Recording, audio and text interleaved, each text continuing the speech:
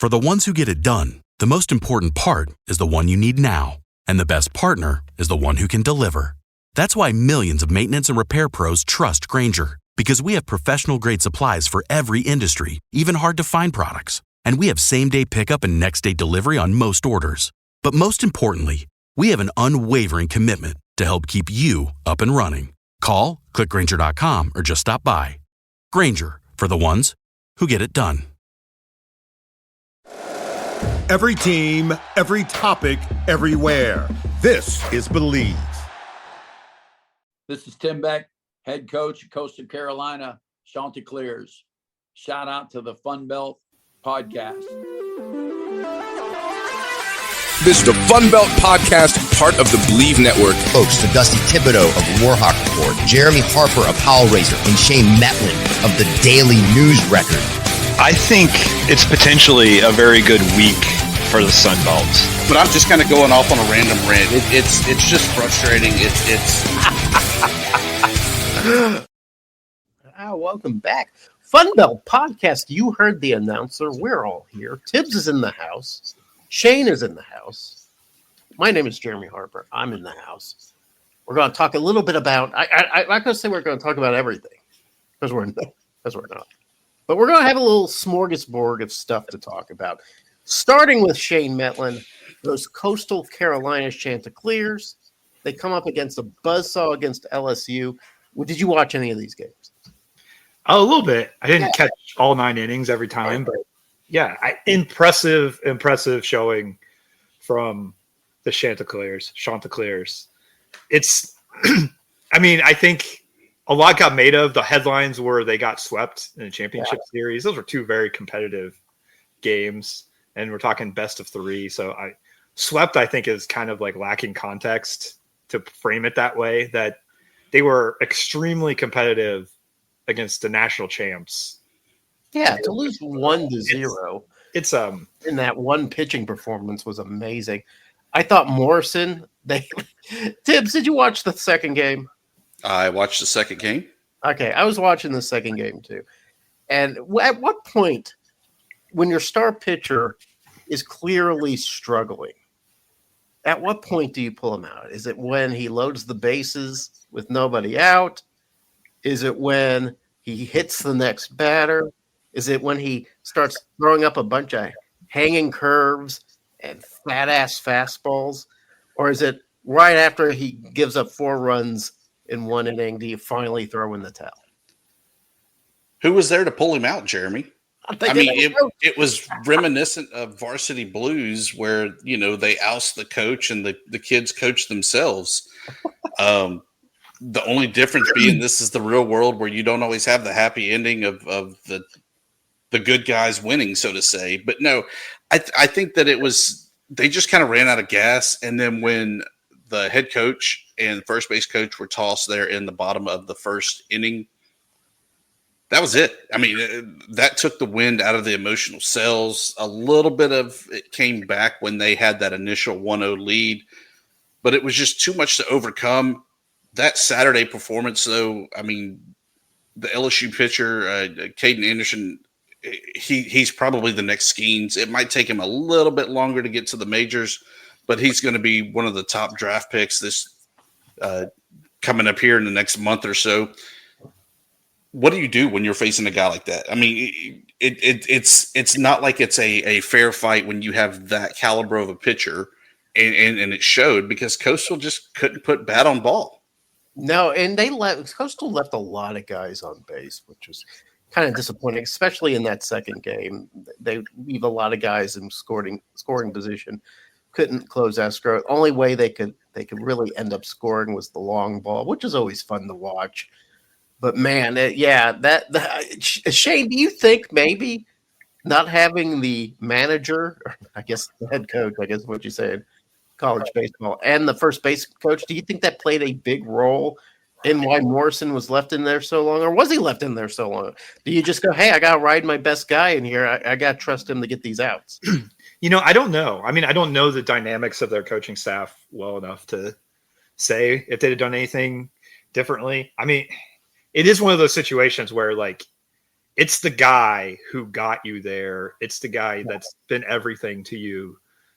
I think it's harder to pull him than if it's the number 3 guy in your rotation or something. Like, it's, part of what makes great teams and great coaches and everything is the trust, the like unwavering trust that the players and coaches have in each other. And sometimes you are trusting to a fault, but and it might come back to bite you in a time like that, but you got to remember how you got there, who carried you, who deserves that opportunity. And if anybody can maybe get themselves out of that kind of mess, it might be him. So it's hard, I think, to fault people. You see it a lot when it's like that star player getting a little bit too much rope, but I think it's hard to fault anybody for not, yanking somebody of that caliber when they first show some signs of just not having it. Yeah, if he gets out of that bases loaded jam with minimal damage, everybody's a genius for leaving him in. So, yeah, and one thing about baseball, you can out-chess yourself pretty well. I mean, if I remember watching old Tony La Russa games when he managed the Cardinals, and it was like, good God, every pitch was scrutinized by the guy. Sometimes you got to just let your ace players go and roll that dice, and that's. In the end, maybe that was probably the right decision, even though it didn't work out. But congratulations to the Chanticleers. Tibbs, do you see the Chants competing next year? Is this a long-term team? Or are we going to see them back in the College World Series anytime soon? I don't know if they're necessarily in Omaha next year, but I definitely think they're at least in the Super Regionals again. Okay. Looking at the good old X during the College World Series, they were just reloading. I mean, time and time again, you were seeing commitments of guys out of the portal, top high school guys committing, saying they want to go to Conway, South Carolina. And so I think that they may be, as cliche as it sounds, down from this year. But once again, I wish that, my team was only in a super regional next year.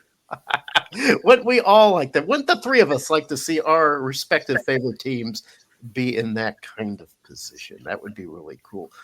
So, all right. So baseball season's over, which kind of means all college sports is over, right? I mean, that's it. That closes the door, right? There's no more track. There's no more some, weird, obscure sport. It's baseball, and then that's it, right? It's not, and then it's the 2025 official 2025-2026 season, right? Yeah, and now all your athletes are back on campus to start getting ready for next year. You know what I like about this time of year, Shane? It's strength coach season. You know what strength coach season is? I think I know what you're referring to, yes. Okay.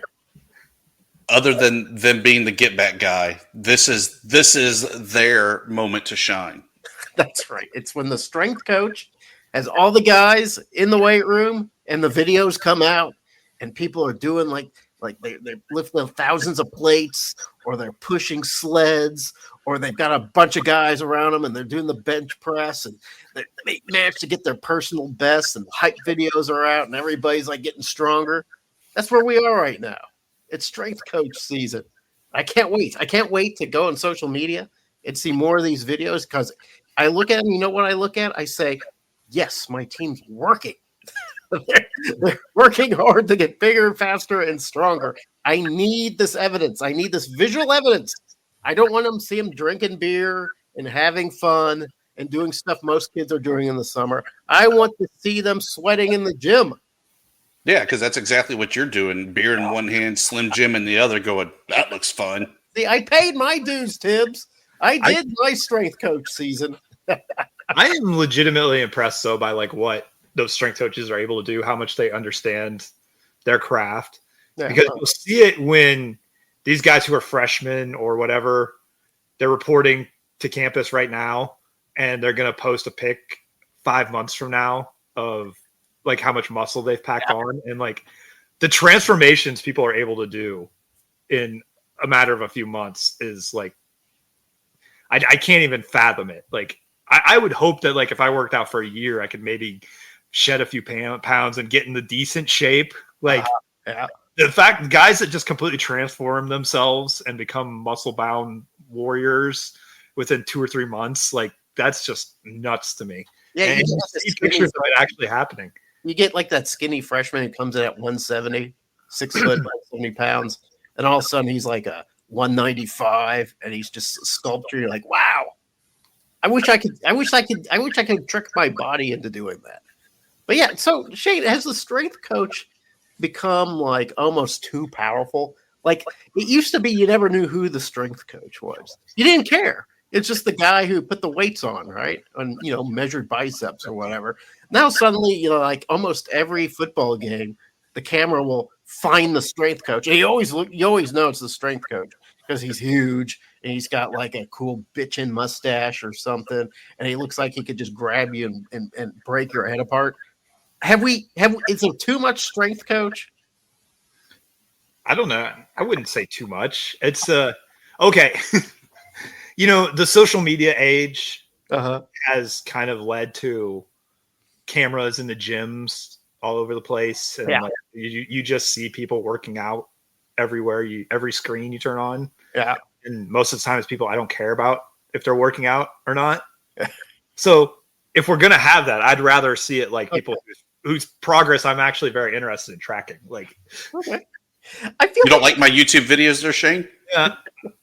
Tips, I feel like there's pressure on the strength coach to be kind of a personality, to like have a mohawk or wear a shirt that's way too tight, or I don't know, like bend steel bars while on the sideline. I feel like maybe we're putting too much pressure on these guys. I mean, they're former players as well, and so this is their chance to kind of, or a lot of them are, to kind of relive the glory days, so to say, and to get them still relevant and still front and center. And this is their moment to shine. All right. Well, you know what? What I really need to do is like just sort of sneak into the weight room during strength coach season and really get into some bitchin' shape. So you guys can, really for once respect me as an individual. I'd really appreciate that.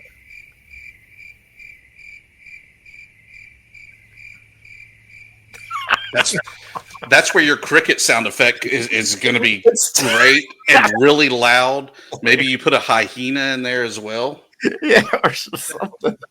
So, by the way, speaking of the cricket sound, we talked last week about the Pac-12 and their potential poaching of a Sun Belt regular, Texas State.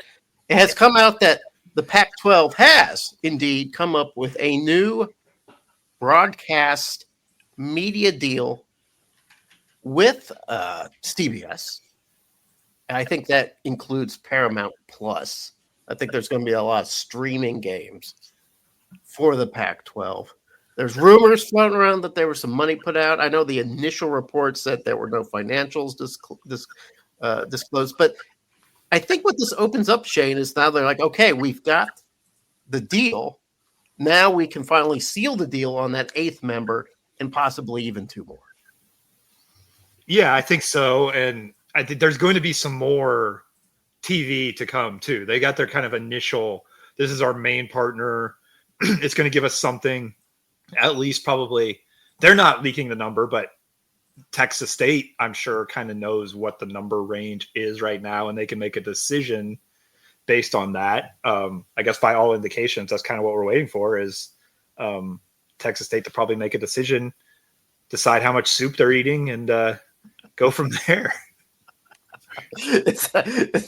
Does soup get into the equation here? Is that have you not followed the whole bowl of soup situation? Tell me all about it. Well, your guy Kelly Dampus is at one point throughout all of this.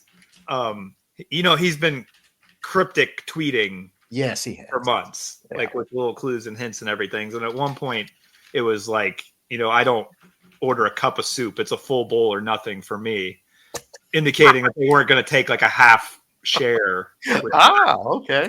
Shane, he's Canadian. He says weird things all the time anyway. He is Canadian. He does live in a bizarro American world. It's not quite America. It's not quite any real country. It's Canada. So you don't know what his euphemisms mean, his metaphors, his wordplay. It's all strange and bizarre. But yeah, that's Billy Damphouse. He is a bit of a he flashes a little bit of theater.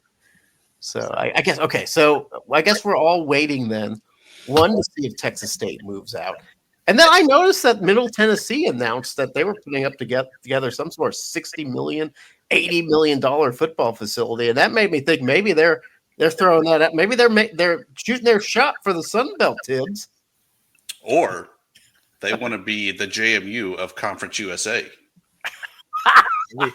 Or probably worth noting too, our friends at Western Kentucky have kind of been in that, you know, how when realignment heats up and, you know, sometimes schools, for lack of a better term, start wearing their short skirts and showing off a little bit. Like it seems like Western Kentucky's kind of been doing that to some degree with their social media posts about how great their athletic department's been and like how they compare to other places and stuff. So is that why Big Red followed us on the X? Quite possibly. Oh, okay. All right. Well, okay. You know, Big Red. If Big Red wants to show a little cleavage, I'm willing to do one of those sideways stairs so I don't get caught. So good for them. Yeah. So you know, I have been monitoring the conversation on the socials just to see, you know, read the temperature. So I put my finger on the pulse, and there seems to be a lot of disdain for the idea of Louisiana Tech coming in. But there was like a controversy for a while, Tibbs, that maybe somebody was actively blackballing Louisiana Tech. Do you know anything about this? It was the mafia. No, it's you know, I don't know where Dave Schultz was getting his sources from. I mean, it kind of makes sense that it would be the Eastern teams because they want to add somebody like East Carolina, Charlotte, or somebody on the Eastern side. But that doesn't make sense when you're trying to do divisions. Yeah. So I don't know where that kind of puts us. I still think that if Texas State leaves, you just go with 13. Top two teams are in the Sun Belt Conference Championship with the higher seed hosting. And we just play it year by year until we can find that 14th team. What if we did this? What if we just had recruited a guest star, like kind of like the Love Boat, every year? We just have somebody new come in and just they get to go in. Like one year it might be like somebody we really hate, like Liberty. And then another year, maybe it's just Vanderbilt. We just grab Vanderbilt and they come in. I'm glad we're getting serious suggestions here. I did suggest Vanderbilt because it could really help our academic profile if we had Vanderbilt on board. But I don't know. No doubt about that. Yeah. So, by the way, some new reporting came in via our good friend Kara Ritchie. A little bit of sleuthing. New report came out. I think it was mostly we have to submit our taxes. Here's our taxes. It was revealed that Commissioner Gill making $850,000 a year plus about $70,000 in other perks and bonuses. That's pretty good, don't you think? That's a hefty amount for a guy working the Sun Belt.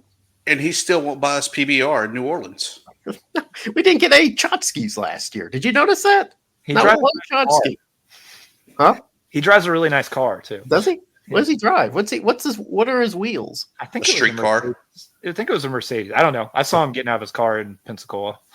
Oh, okay. Was it a rental? It was his. They had Louisiana plates, so I'm assuming it was his. Okay.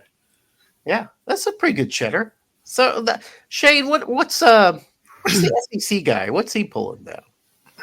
Greg Sankey. This is for context. We tweeted this, or not tweeted it. We messaged. We talk about things before. Yeah. Just for full disclosure, this conversation we prepared for. Greg Sankey, for context, at the SEC is making about $4 million a year. That's quite a bit. Good, yeah. Judy McLeod at Conference USA, she's less than $600,000. Oh. So it seems like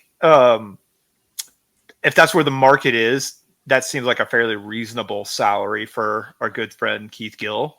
Yeah. I'm. When we get him back on here as a guest, we can really grill him about this. But yeah, I want to know. I want to know why. What's the $70,000? Where are those extra bonuses coming from? And did that come from the Chotsky Fund? Because I'm still pissed about this, Tim. The year before, I mean, we're getting like thumb drives and like phone chargers, and we're getting bags and cups and all kinds of shit. And then last year, nothing, Tibbs. We got nothing.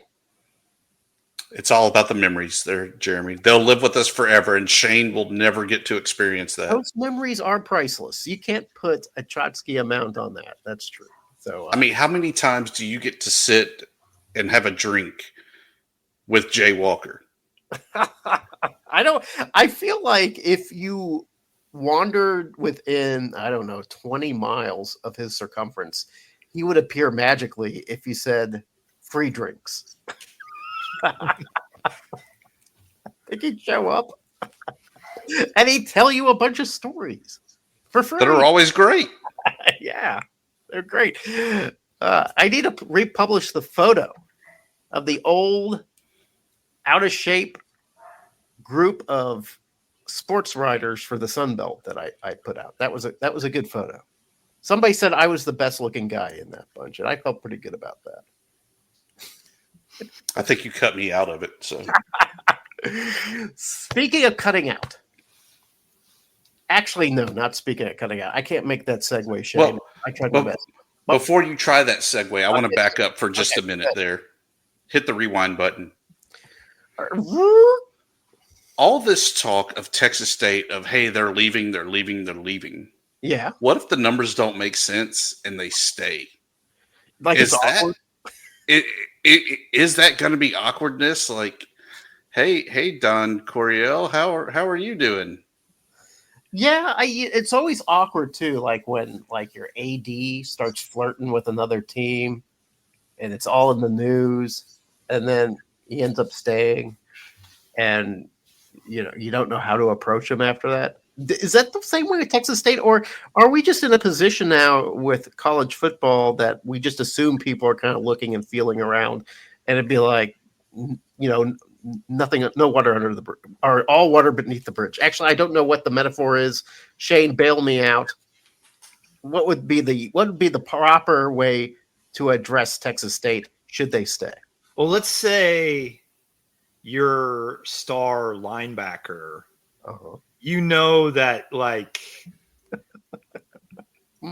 Alabama and Arkansas have probably talked to his high school coach. Yeah. And everything. And maybe he's feeling it out a little bit, but he hasn't entered the portal yet. No. And he decides to stay. You feel okay about that, right? You just move on. Yeah, you're a little relieved even. Yeah. You think, thank God. I kind of dodged a bullet. But do we feel that way about Texas State? I think so, a little bit. I mean, we have the Sun Belt itself has put in a lot of capital investment, emotional and monetary investment in Texas State. So it probably would behoove us for Texas State to stay. Am I right, Tibbs? I mean, we kind of want them to stay, right? Well, the person we haven't reached out to talk to is former Commissioner Carl Benson, who we have had on the show before. Yeah, he's a good guy. I just wonder if he's like the old Indian in the litter commercials where he has the tear in his eye knowing that one of his babies is getting ready to leave. I actually talked to Carl the other day. And Scoop! He wasn't crying. Okay. I think he kind of enjoys watching the chaos from the outside at this point in his life. He just likes to see his children fight. Yeah. I like that. All right.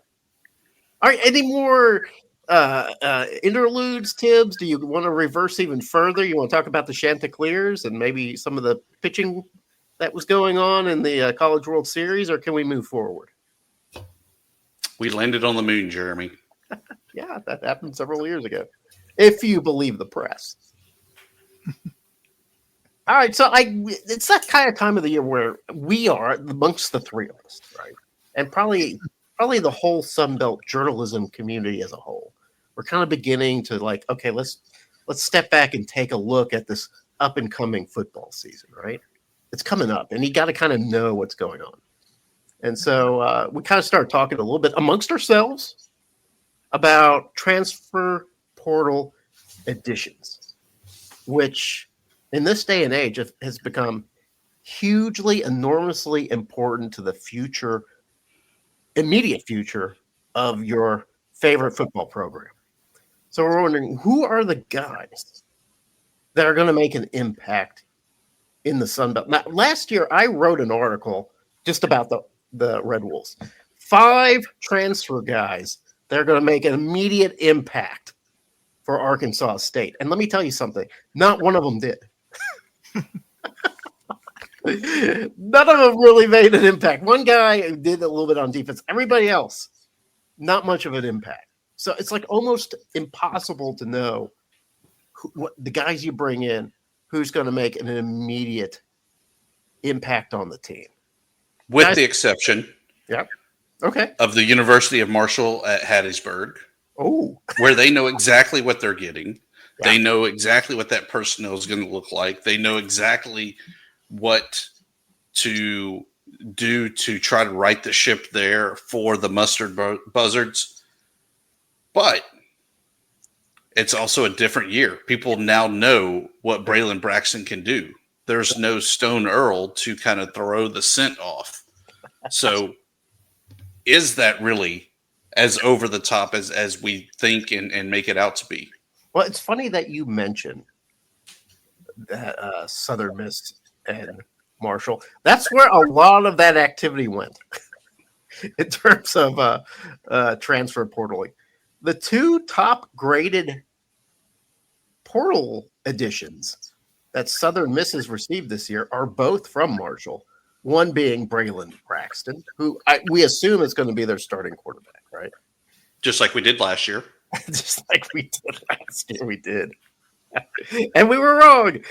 And the other is Josh Moten, the cornerback. He is actually the highest rated transfer of all transfers within the Sun Belt, and it's a Sun Belt on Sun Belt transfer.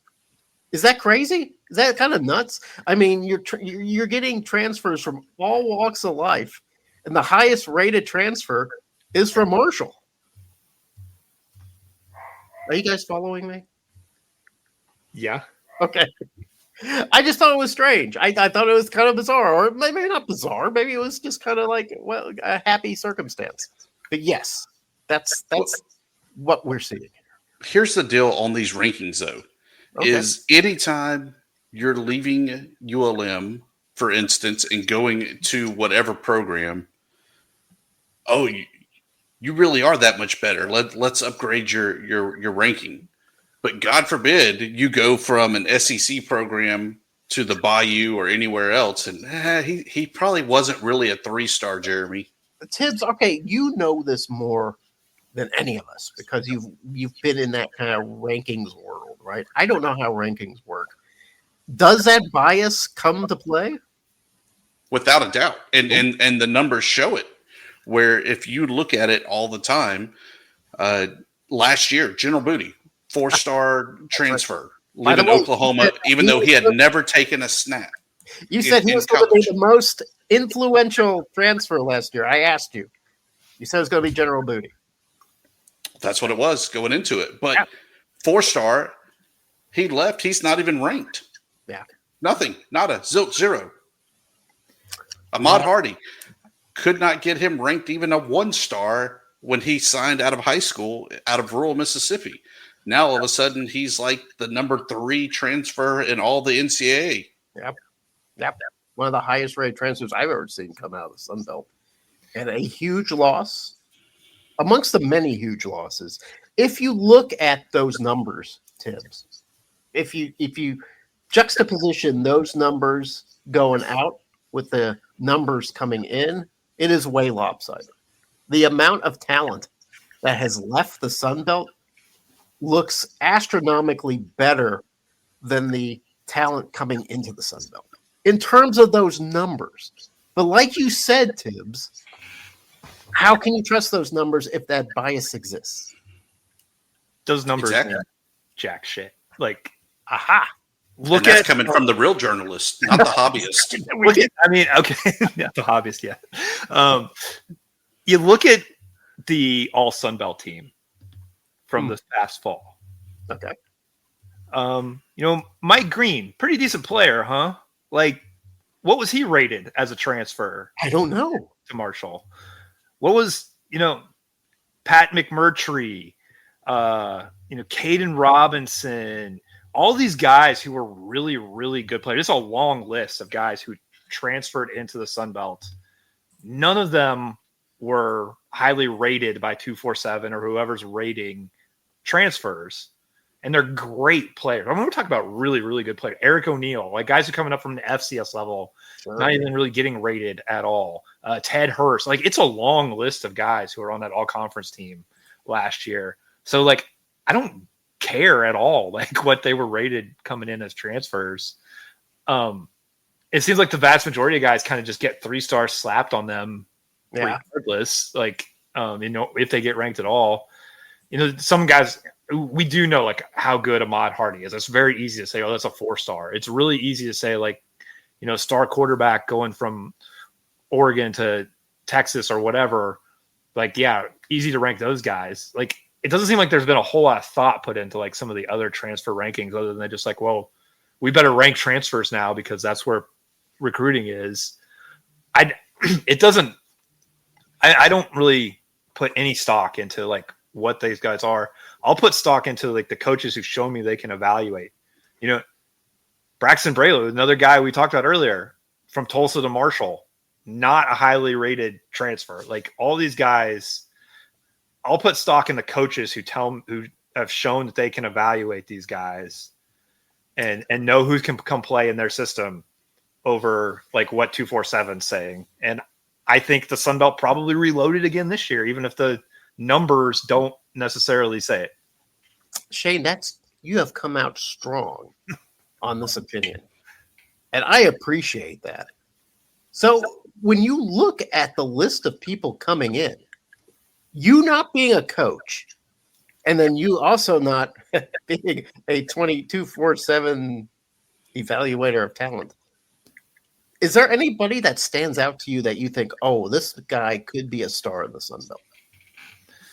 I don't know. I haven't like looked that closely. Like I said, I just know which coaches I trust at this point. Like, yeah. I can't say I've looked closely either. I do know there are some interesting names, like Matt Sluka from James Madison. You remember him, right?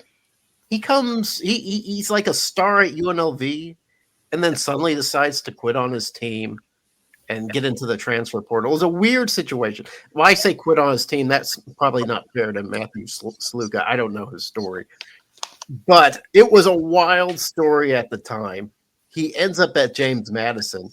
He's kind of one of the top-rated guys, according to 24/7, to come into the Sun Belt. Is he going to be a guy who makes an instant kind of Sun Belt connection? It's going to be very interesting to see what the deal ends up being. Obviously Jamie brings back Alonzo Barnett, who had a really good year last year, tears his ACL on the last play of the regular season. Yeah. His recovery is going faster than people expected, but I think it's still a long shot for him to be starter week 1, maybe not even like for a few weeks into the season. And you bring in Sluka, who played for Bob Chesney at Holy Cross. That's where he made his name to become a transfer to UNLV. Yep. Was really, really successful there. Not a great passer, but like maybe the best running quarterback around. One of the top running quarterbacks in the country. It's going to be really interesting. They wouldn't be able to do the exact same things with Sluka that they did with Barnett. They also brought in another transfer quarterback who was a starter at Richmond. Like, they've got, I don't know who's going to start week 1 at quarterback for JMU. It very well could be Sluka, and he very well could make a big impact because he's back with coaches he trusts and know how to use them. But that whole situation, like you said, it's just I don't know that I can remember anything quite like that. Be it the controversy with him transferring, coming in with a quarterback that may or may not, a returning starter who may or may not play, Like, that's a very unique situation. I can't believe I just said very unique. I hate that. You doubly unique it. Yes. Yeah, well, we'll forgive you for that. Well, It's either unique or it's not. There's no qualifier needed. It's a unique situation. Clips, I also noticed that the Warhawks have been doing not a whole lot of stuff, but they did pick up some interesting guys, like a running back from Arkansas, for instance, another running back from Richmond, who seems like he's pretty darn good, a wide receiver from New Mexico. How does that transfer haul look for ULM? Yeah, at least on paper, Zach Palmer-Smith is a very mature Ahmad Hardy. They had just about the same number of carries. They had just about the same number of yards, same number of touchdowns. The only difference being Palmer-Smith has 1 year left to play. Ahmad Hardy, obviously, if he would have stuck around, had at least 3 more years of eligibility remaining. I think that's the big deal. Can he fill the shoes of Ahmad Hardy? Maybe. Definitely on paper, he fits the bill. I'll tell you, a guy in the league that I'm looking forward to actually seeing, though, across the state there is Walker Howard at Louisiana Lafayette. Ooh, okay. I feel like he was a good quarterback when he was right there in Lafayette for high school. He was one of the top-rated quarterbacks in 2022. And now he gets to have between Mike D and Tim Leger, he's got some good offensive gurus that can really tweak and tune his skill set. It'll be interesting to see what exactly they do with him and how he progresses through the season. Yeah, I know that at least in my neck of the woods, J.J. Harrell out of Mississippi State, a wide receiver, he's somebody that the fans are really kind of looking forward to seeing what that guy can do. But yeah, it's kind of funny. It's a lot of guys too from not Division II, but FCS programs. Actually, some Division II. Arkansas State's looking at a guy from West Alabama, Cody Sigler, to make a pretty big impact on the defensive line. So I don't know how you look at the portal and adequately judge, who's going to be good, who's going to be not. Like I said last year, I identified 5 for Arkansas State, and maybe 1 had significant playing time. So you just don't know. You don't know who's going to rise up, and maybe Shane's right. The only people who do know are the coaches, and maybe that's the best evaluators of talent. And speaking of talent, Tibbs, I believe, and I wish I knew more about this story, but I believe college women's basketball lost a giant today. Yeah, the longtime head coach at Southern Miss, Joy Lee McNillis, is finally literally spreading her wings, no longer with us there at Southern Miss. Huge loss for the basketball community. She was someone that was a huge inspiration for a lot of the women that wound up playing for her there at Southern Miss. Someone that will be missed through and through this upcoming season. Yeah, and somebody who loves Southern Miss, loved basketball so much that she was coaching, through the diagnosis, through like a lot of, I think not in great shape with her cancer, still coaching the Golden Eagles. I did a ton of respect for her. I think, it seemed like every coach that coached against her too, like just, really admired her, what she did as a coach and off the court as well. So tough loss. Hopefully, she's in a better place now at peace after, a long battle for her that, she showed a ton of character and a ton of toughness. Just, talk about toughness in sports. It doesn't get any more of that than, her coaching through all those cancer treatments and everything for years. Godspeed, and thinking of her family. But speaking of basketball, some news has come out. Shane I felt like was interested in maybe weighing in, maybe peeking through the tea leaves on this one. Sources from Pete Thamel, I never know how to pronounce his name, says there's a decision on whether or not to expand the NCAA men's and women's basketball tournaments for 2026. That decision is expected to be made public in a couple of weeks. There would be thoughts that there would be an expansion to no more than 76 schools. Where are we now? 68? Is it 68 right now? Yeah. Cliff Ellis is going to get his way. That's right. It's going to be a 360-team tournament before it's all said and done. Shane, do you have some thoughts on this?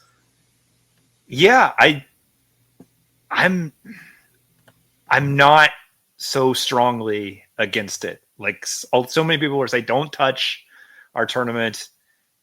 To me, if you go 72 or 76, that's fine. Like, we already have a play-in round. We already expanded to 68. I don't ever want to see it go bigger than that. But to me, if you have like a little bit more, like you have more of those first four type games, as long as we have that round of 64, Thursday, Friday, in the exact same format it's in now, whether the 12 seeds have to play an extra game to get in there or not, we still have the chance for those, 15-2 upsets. We still have like all the drama on Thursday and Friday. I don't really care that much if they expand a little bit. I would hate to see it go to like 96 or whatever they've talked about in the past, or like you said, like everybody's in. But I honestly don't care that much if there's one more play-in round, like a little bit more of the play-in. Just don't mess with what makes everybody love March Madness so much, and that's what really considers the first weekend. We can still fill out those brackets. We don't have to do the whole 76 team bracket. We can still do what we've always done. And as long as they're not messing with the heart of it, I'm fine with a couple more coaches like being able to say, hey, I made it to the NCAA tournament. Please don't fire me. Or possibly another mid-major or two getting in. Who knows? Well, last year, the tournament managed to squeeze 14 of 16 SEC teams. Are we sure this isn't just a gambit to make sure that all 16 teams make it in? Yeah, okay. Well, the ideal situation to me, I don't think this is going to happen, but the ideal situation to me would be, hey, if you're expanding the tournament, then regular season champs get an automatic berth too if they don't win their tournament. Okay, all right.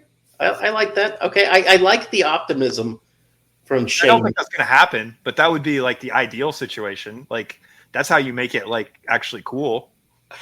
You know what would be cool if we could get two Sunbelt teams in. That would be cool. Can we make that happen? Yeah. I don't know. Maybe you'd end up seeing like some teams throwing their tournament or something just to get that second team in. I don't know, but possibly. All right, guys. I think we had a pretty comprehensive show. I think we touched on everything that there was necessary to touch on, except for promos, plugs, and parting shots. And I think Tibbs has got to go first. Yeah. So the big news that we had talked about previous episodes was that Warhawk Report was not going to be retained and moved over from Rivals to On3. It's getting ugly on the social media there, where the CEO with various opinions has expressed his. I've expressed mine. In my 20 years of being with Rivals, though, you realize, Shane, I've only had about 4 conversations business-related with anybody from a national organization. How many conversations do you have business-related in your media realm? Me, not that many personally, but I can get in touch with the bosses if I need to. Yeah. Exactly. I don't know what my point is of that, but just know that it really pisses the hell out of me. And I'll be doing fine. I'll be doing independent. Warhawk Report will still be around. I'll still be the source for ULM. And guess what? A lot of people still hit me up for Sunbelt News as well. So good luck to you. Yeah, the right. G5 is alive and well. It's guys like you and I that keep this show running. Is it not, Tibbs? Some days. Only when we can get Shane off of his royal throne are we able to get contributions from him. Waiting for that Pulitzer glow to finally affect the rest of us. That would be nice. Shane, you got a parting shot, a plug or a promo? guess we'll just talk a little bit. You like to talk TV. Yeah, sure. Anybody else? There's not that much, I think, to catch up on in the summer. But I do enjoy sports TV shows. Like, I think they're a little more rare than like even the sports movies. But I like how you can kind of like let the characters and the drama and everything play out a little bit. There's one on Apple right now called Stick. It's a golf show. Owen Wilson is kind of mentoring this kid. It's okay. It's not that great, but I'll recommend it as some kind of light summer viewing. As we talked about, we're in that season where college sports are officially done for a couple months. So you got a few episodes of this to watch to kind of all of us who love college sports more than maybe like some of the other things, the pros and everything. It's worth checking out. It's not a Ted Lasso like kind of show, or is it different? It's different. It's got kind of the same positive outlook, I would say, but it's a little different too. All right. Well, we'll check that out. I saw that out there. I actually, I'm one of the few people in, I don't know, the sports community, if you could actually consider me part of that community, who hates sports shows and movies. I hate them. But then I end up liking some. Like I like the Ted Lasso. And so Stick looked interesting to me. So maybe I'll check that out. My parting shot. It's more of a complaint. It's like a life complaint. And it's about something that I don't know if there's any way I could make a change or a switch or make any kind of I don't think I can stop it. And this all kind of started when I read this article on, I don't know, I think it was PBS or maybe it was the New York Times. It was talking about ticks. And now there's more varieties of ticks in the United States this year than there ever have been. And they're just invading all the United States, including your neck of the woods, Shane Metlin, up there out east, coming through. And they used to be kind of living in the woods, waiting to spring on you. Now they're crawling up walls, walking on the sidewalks. You can get them just about anywhere. These new breed of ticks. There's one breed of tick that, I shit you not, reproduces asexually, clones itself. I mean, that's some disturbing stuff, guys. That keeps me up at night, thinking about ticks cloning themselves. So tonight, before we did this show, I jumped into the tub, and the water filled to its appropriate height. And then I noticed something floating next to me. And it wasn't a tick. It was a dead house centipede. Have you ever seen one of these things? The big long legs, but had been in the tub with me. It was alive at some point. I jumped out of the tub. I drained the tub. I'm probably not going to be tubbing for the rest of the month. It's all showers from here on out. Guys, I don't like bugs. I am frightened of bugs. Bugs disgust me. And couple this incident along with news of the ticks, I don't know if I can make it through the summer. And that is my parting shot. What kind of funk do you have that you're able to kill bugs just by being in bathwater with them? I don't know. I must have funked.